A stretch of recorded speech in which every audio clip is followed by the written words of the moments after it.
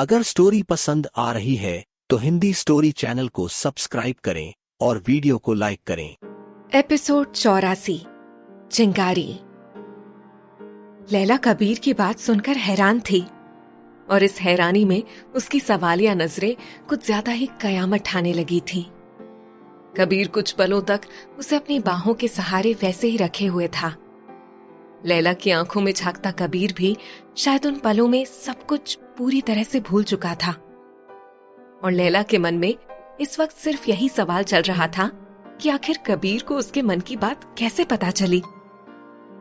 Wall clock ने जैसे ही 11 बजे का म्यूजिक बजाया, दोनों जैसे एक साथ होश में आए। लैला तेजी से खुद खड़ी होकर कबीर से कुछ दूर होते हुए बोली, सॉरी, वो मेरा पैर फिसल गया था। कहते हुए उसने जब नीचे देखा तो वहां पानी गिरा हुआ था। वो कबीर से कुछ पूछती उससे पहले ही कबीर ने फिर से कहा, फिल्मी आदमी हूं ना, इसीलिए किसी से कोई बात उगलवानी भी हो तो वो सीन ही क्रिएट करना ज्यादा बेहतर समझता हूं। कहकर उसने गैस चूल्हे की तरफ इशारा किया और बोला, कॉफी लेकर आओ, फिर बात करते हैं। इतना बोलकर वो वापस हॉल में चला गया।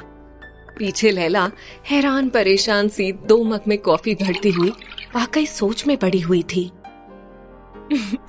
ये सच में जादुई शख्सियत है, खुद से कहते हुए उसने अपने बाएं कंधे की तरफ चेहरा करके एक जोर से सांस ली।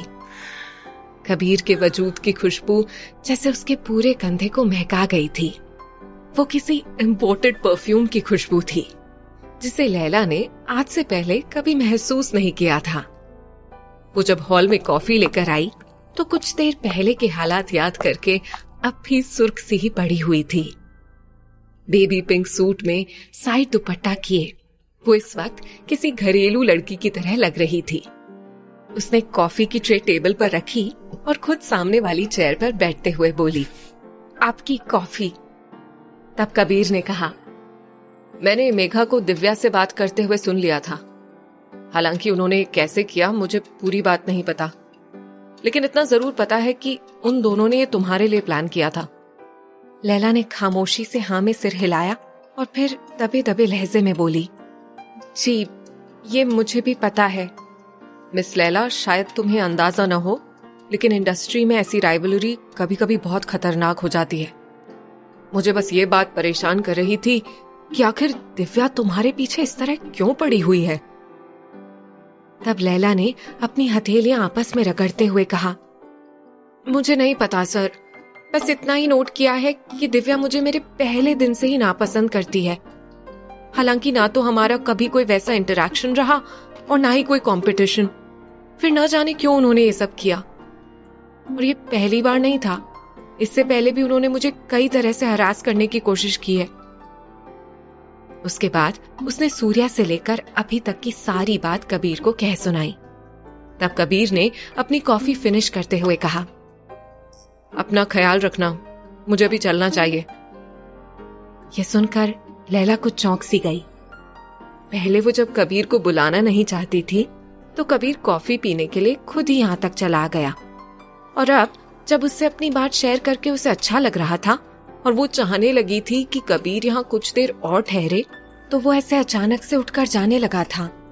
आज कितने दिनों बाद तो उसे किसी से अपने दिल की बात कहने का मौका मिला था। पहले तो कम से कम अम्मा भी साथ होती थी जिनसे वो अपनी मन की सारी बातें शेयर कर लिया करती थी, मगर अब यहाँ आकर तो अम्मा से भी सब कहकर मन हल्का करना मुश्किल था। ऐसे में कबीर ने उसकी कही अनकही सारी बातें समझने की कोशिश की थी और अब ऐसे अचानक से जाने की बात कहकर उसने लैला को बेचैन कर दिया था। लेकिन बावजूद इसके कि कबीर तक लैला के एहसास भी पहुंच रहे थे, उसने जाने के लिए अपने कदम दरवाजे की तरफ बढ़ा दिए। न जाने कौन से पल में लैला अपने इमोशंस के हाथों मजबूर हो गई। कबीर सर, उसने बेचैनी भरे लहजे में पुकारा और एकदम से दरवाजे पर आ खड़ी हुई, यूं कि कबीर का रास्ता रोकना चाहती हो। कबीर ने अपनी आंखें सिकोड़ कर उसे देखा, जैसे कि समझना चाह रहा हो कि आखिर वो क्या चाहती है। लेकिन लैला उसे कुछ बोलने का मौका दिए बगैर उसके बिल्कुल पास आ गई। और एकदम से आंखें बंद करके पहले कबीर के क्लीन शेवन गालों पर बारी बारी से अपने होठ रखे और फिर उसकी हैरान परेशान आंखों में देखे बगैर ही कबीर के होठों पर जाकर अपने होठ रोक लिए। कबीर इस अचानक हमले के लिए तैयार नहीं था। यही वजह थी कि उसे लैला को रोकने का भी मौका नहीं मिला। लेकिन कबीर को लगातार 3 बार चूमकर लैला ने उसकी तरफ पीठ कर ली और फिर थरथराते हुए लहजे में कहा, आई एम सॉरी, अब आप जा सकते हैं कबीर सर। कबीर ने कुछ कहने के लिए अपने होठ खोले, लेकिन फिर कुछ सोचकर खामोश रह गया और कमान से छूटे तीर की तरह वहां से निकल गया। लैला ने उसके जाने की आहट सुनी और जल्दी से दरवाजा बंद कर लिया। लेकिन उसके पूरे बदन में एक अजीब सी कपकपाहट सी कौंध रही थी। उसने अभी अभी जो कुछ भी कबीर के साथ किया था, उसके बाद आने वाले हालात अब उसे डराने लगे थे। लेकिन वो भी क्या करती? हालात की राख में एक अरसे से एक चिंगारी दबी थी, जिसे उन पलों में जिस्म की जरूरतों की हवा लग गई थी। वो रात लैला ने पूरा वक्त अपने बिस्तर पर करवटें लेते हुए बिताई। सुजॉय जब घर पहुंचा तो सुबह के 7 बज रहे थे। लतिका जी अभी अभी जॉगिंग के लिए निकल रही थी और पाहुजा साहब वहीं हॉल में बैठे कुछ फाइल्स निपटा रहे थे। उन्होंने सुजॉय को देखते ही कहा, अरे बेटा, इस वक्त घर लौट रहे हो? रात भर शूटिंग होती रही क्या? मुझे तो लगा था कि तुम अपने कमरे में सो रहे होंगे। लेकिन सुजॉय उनकी बात का जवाब दिए बगैर तेजी से अपने कमरे की तरफ बढ़ गया। पाहुजा साहब उसका ये एटीट्यूड देखकर शॉक्ड होते हुए बोले, ये इस लड़के को क्या हुआ? ना हाय हेलो ना गुड मॉर्निंग, और तो और मेरे सवाल का जवाब भी नहीं दिया। लतिका जी ने बेटे का बचाव करते हुए कहा, अरे आप भी ना एकदम से उसके पीछे ही पड़ जाते हैं। सेट से आया है, थक गया होगा, होगी टेंशन किसी बात की। जब थोड़ा रिलैक्स्ड हो जाए तो देखना कि खुद ही आकर सॉरी भी कहेगा। लेकिन पाहुजा साहब को सुजॉय का ये बिहेवियर काफी डिसरिस्पेक्टफुल लग रहा था। अभी दोनों इस पर और बहस करते, मगर उसी वक्त सुजॉय के कमरे से कुछ आवाजें आने लगी। ये आवाज तो सुजॉय के कमरे से आ रही है, कहकर वो तेजी से उसके कमरे की तरफ भागी और उनके पीछे पीछे परेशान हाल पाहुजा साहब भी तेजी से चलते हुए आने लगे। लतिका जी ने सुजॉय का दरवाजा नॉक करते हुए पूछा, सुजॉय बेटा, कुछ गिर गया है क्या? ये कैसी आवाज थी? लेकिन अंदर से सुजॉय की रुआंसी आवाज आई, लीव मी अलोन मां, अभी मुझे किसी से कुछ बात नहीं करनी।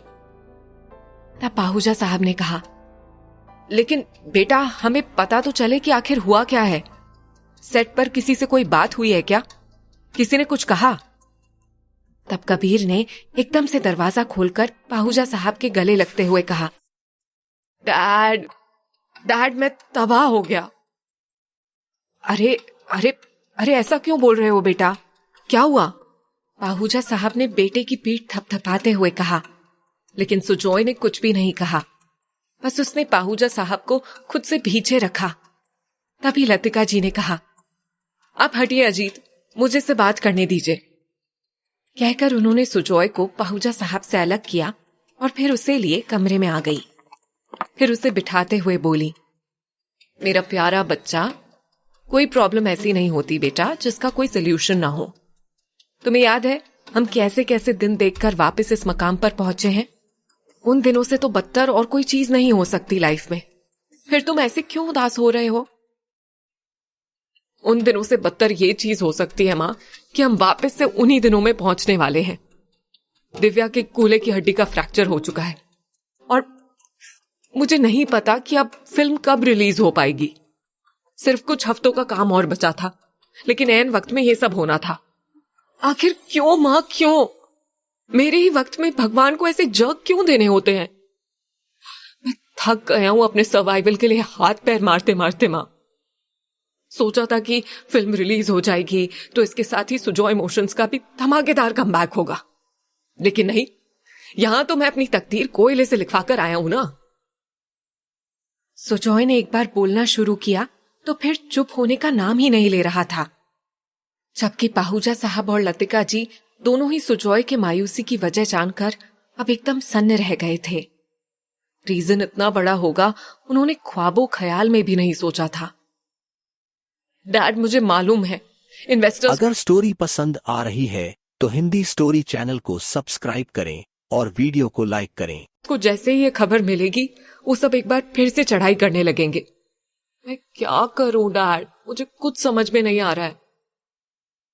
परेशान तो पाहूजा साहब भी काफी हो चुके थे, लेकिन उन्होंने सुजॉय को ढाढ़स बंधाते हुए कहा, जो चीज अभी सामने नहीं आई है उसके बारे में सोचकर क्यों परेशान होना।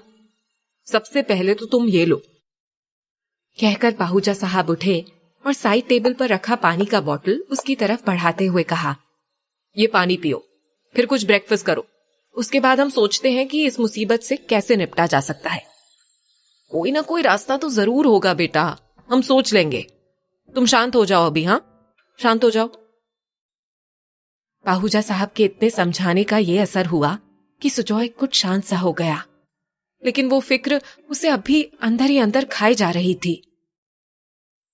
आधी रात तक पार्टी करने के बाद आज सुबह सुबह ही नरेंद्र सुहासिनी को स्टेशन छोड़ने आया था।